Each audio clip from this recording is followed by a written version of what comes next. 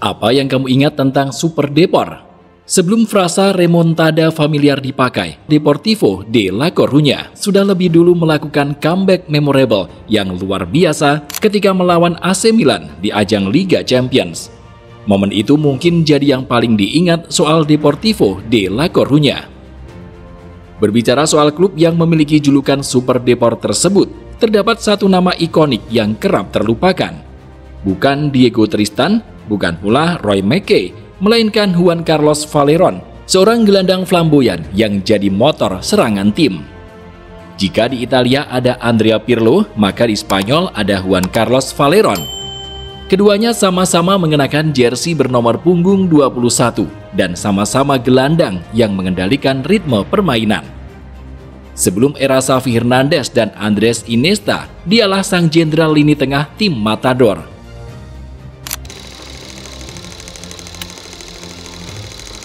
Pada tahun 1998, Juan Carlos Valerón jadi salah satu penggawa timnas Spanyol yang menjuarai Euro U21. Sejak saat itu, nama Valerón hampir tak pernah absen dari panggilan timnas Spanyol, baik saat dipimpin oleh Jose Antonio Camacho maupun Iñaki Saez. Valerón tampil mewakili Spanyol di gelaran Euro 2000, Piala Dunia 2002, dan Euro 2004. Saat itu, ia jadi salah satu bintang dan tumbuhan tim Matador.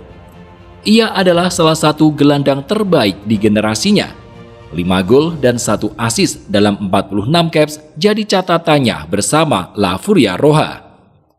Namun, gelandang sehebat Valerón mungkin telah lahir di era yang salah. Saat ia sedang berada di top performanya, timnas Spanyol belumlah menjadi timnas Spanyol yang kita kenal seperti sekarang. Meski begitu, nama Juan Carlos Valerón tetap menggema. Sebelum masuk era tiki-taka, Valerón adalah salah satu simbol keindahan sepak bola Spanyol. Visi, ketenangan, pesona, dan skill passing serta kontrol bolanya ada di level yang berbeda. Menurut mantan pelatih legendaris AC Milan Arrigo Sacchi, Juan Carlos Valerón memiliki napas seperti Zinedine Zidane. Media Spanyol pun kerap membandingkannya dengan Zidane. Bahkan, Valerón dijuluki sebagai Zidane-nya Spanyol, hanya saja lebih baik, karena gaya bermainnya yang elegan dan terampil. Sementara itu, di mata mantan manajer Deportivo La Coruña, Juan Antonio Anguilla, sosok Juan Carlos Valerón adalah standar emas bagi semua pemain sepak bola.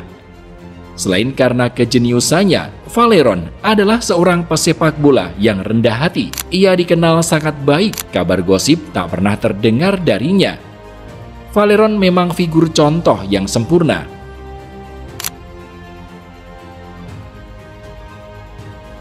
Juan Carlos Valerón Santana lahir pada 17 Juni 1975 di sebuah kota kecil bernama Arguineguin yang terletak di Gran Canaria, sebuah pulau dari kelompok Kepulauan Kanari. Di kota yang terkenal dengan pemukiman nelayannya tersebut itulah Valerón tumbuh dan berkembang sebagai anak yang punya bakat besar untuk menjadi pesepak bola hebat. Setelah menimba ilmu dasar sepak bola di kota kelahirannya, Valerón kemudian bergabung dengan akademi klub sepak bola terbesar di Gran Canaria, yakni UD Las Palmas. Di klub itu pula, Valerón memulai karir profesionalnya. Dari musim 1995 hingga 1997, Valerón berseragam kuning Las Palmas, membantu klub tersebut naik kasta dari Divisi 3 ke Divisi 2. Karir Valerón kemudian berlanjut ke Real Mallorca. Di klub yang berasal dari Pulau Balearik itu, Valerón pertama kali merasakan atmosfer La Liga. Tak seperti debutan yang canggung, Valerón langsung terlihat luwes dan nyetel dengan seragam Mallorca. Ia bahkan sukses mencatat 3 gol dalam 44 penampilan. Disinilah bakat besar Juan Carlos Valerón mulai tercium klub-klub besar. Dengan mahar 9 juta euro, Atletico Madrid jadi tim yang sukses memboyong Valerón di musim panas 1998. Akan tetapi, Valerón bergabung ke Atletico Madrid di era yang salah. Di musim keduanya berseragam Atletico, Valerón jadi saksi musim terburuk Los Colchoneros. Meski keluar sebagai runner-up Copa del Rey, Atletico Madrid terdegradasi ke Segunda Division. Krisis yang terjadi membuat Atletico terpaksa menjual pemain-pemain bintang mereka. Peminat terbesar Valerón sendiri adalah Deportivo La Coruña yang rela merogoh koceknya hingga 11 juta euro untuk memboyong sang gelandang jenius ke Stadion Riazor. Di klub berjuluk Super Depor itulah nama Juan Carlos Valerón melambung tinggi.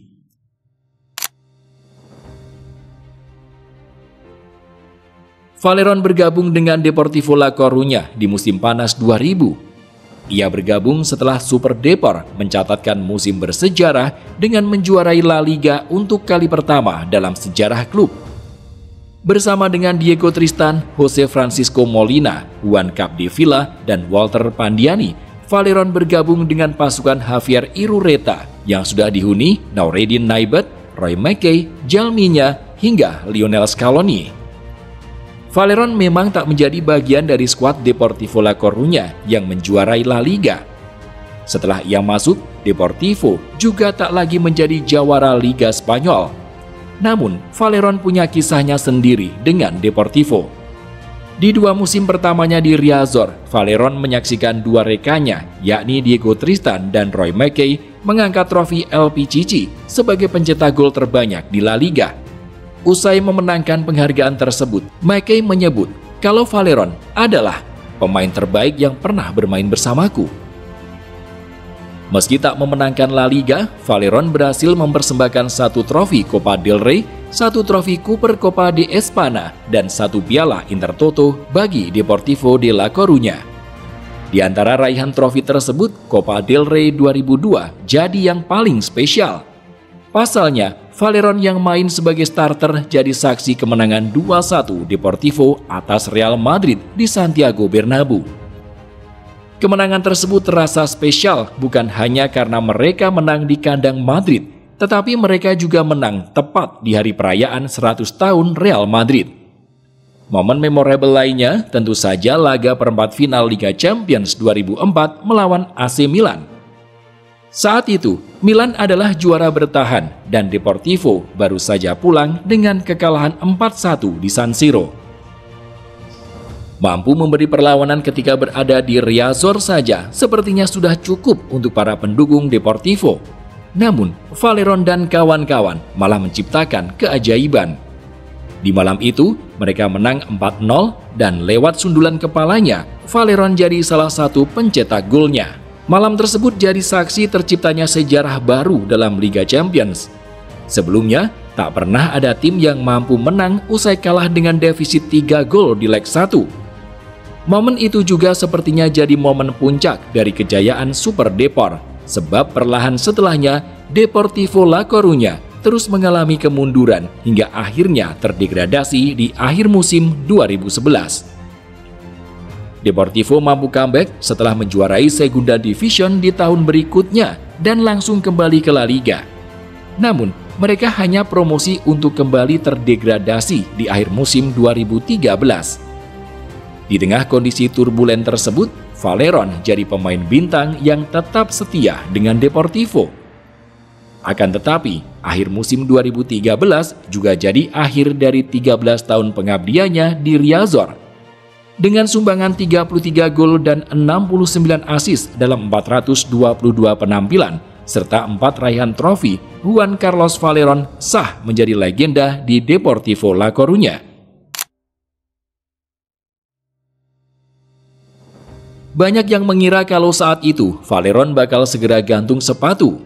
Dengan usia yang makin menua, Valerón juga dinilai akan segera habis. Oleh karena itu, ada satu masa di akhir musim 2013 di mana para penonton memberi standing ovation setiap kali Valerón ditarik keluar. Fenomena tersebut terjadi di banyak stadion, termasuk stadion-stadion besar di Spanyol. Semua itu dimaksudkan untuk memberi penghormatan kepada sang maestro lapangan hijau. Namun ternyata, Valerón belum habis. Selepas mengucap selamat tinggal kepada Deportivo, ia melanjutkan karirnya dengan kembali ke Las Palmas. 16 tahun setelah klub tersebut membesarkan namanya. Saat itu, Las Palmas sendiri tengah berada di Segunda Division. Dengan sisa-sisa sihir yang masih tersisa, Valerón jadi bagian penting dari Las Palmas. Kembalinya Valerón ke Estadio Gran Canaria juga memberi berkah bagi klub berjuluk Los Amarillos tersebut. Setelah 13 tahun absen, Las Palmas sukses promosi kembali ke La Liga di tahun 2015. Valerón kemudian memperpanjang kontraknya selama setahun hingga akhir musim 2016. Artinya, Valerón yang sudah berusia 40 tahun akan kembali tampil di kasta teratas Liga Spanyol. Saat itu, kembalinya Valerón ke kasta teratas Liga Spanyol bahkan sampai jadi headline di Spanyol. Para penonton pun sekali lagi memberi standing ovation kepada sang legenda. Musim 2015-2016 pun jadi musim terakhirnya merumput bersama Las Palmas. Setelah memastikan Las Palmas aman dari jeratan degradasi, Juan Carlos Valerón pun resmi mengumumkan gantung sepatu dan mengakhiri 22 tahun karir profesionalnya yang luar biasa.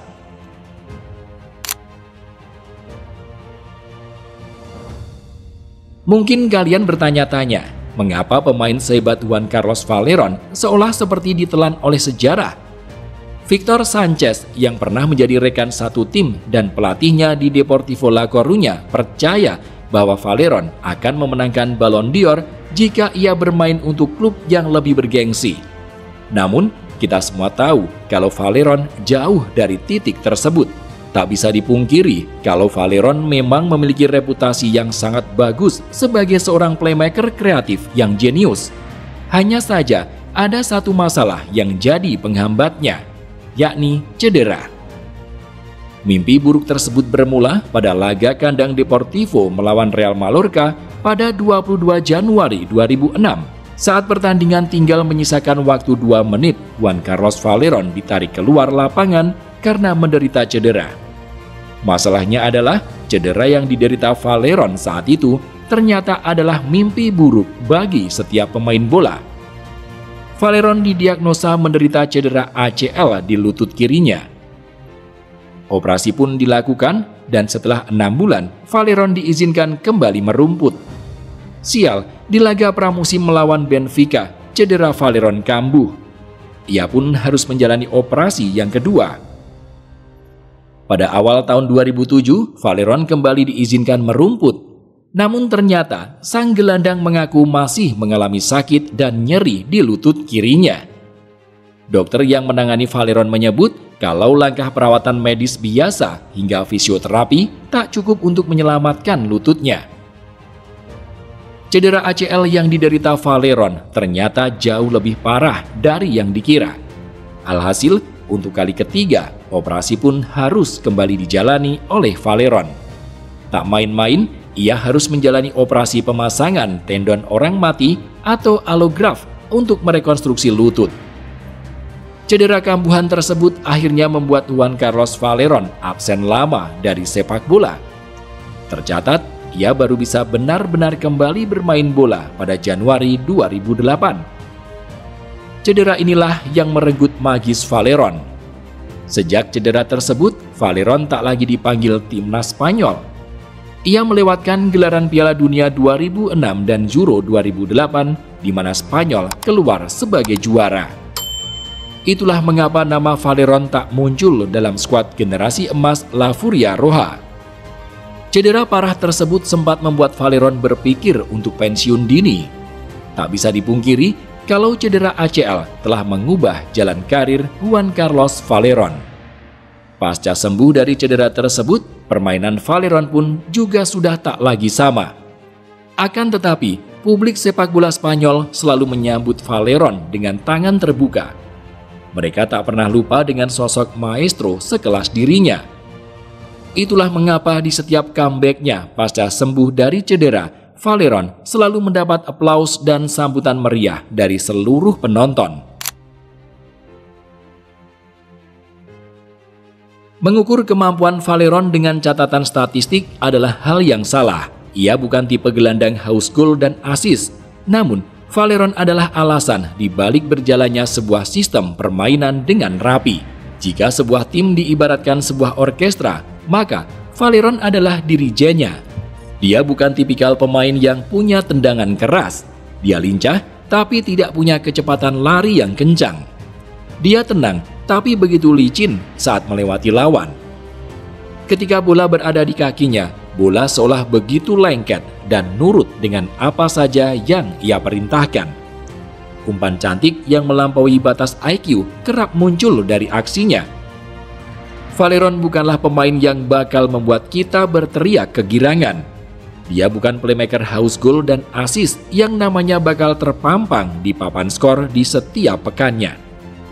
Valeron adalah bukti kalau elegansi, karisma, dan keindahan memang ada dalam sepak bola. Valeron adalah seorang maestro.